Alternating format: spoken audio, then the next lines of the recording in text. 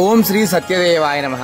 స్వామివారి క్షేత్రంలో ఈ రోజున క్షీరాద్రి రోజు సందర్భంగా పంపా నదీ తీరం అంటే అన్నవరం స్వామివారి దర్శనం చేసుకుని కొండ దిగువ ప్రాంతం అంటే కొండ దిగేటువంటి ఘాట్ రోడ్డు పక్కన నదీ తీరం ఉంటుంది.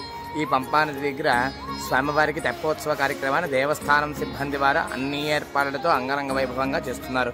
భక్తులందరూ కూడా కళ్ళారా దీన్ని చూసి తిలకించండి.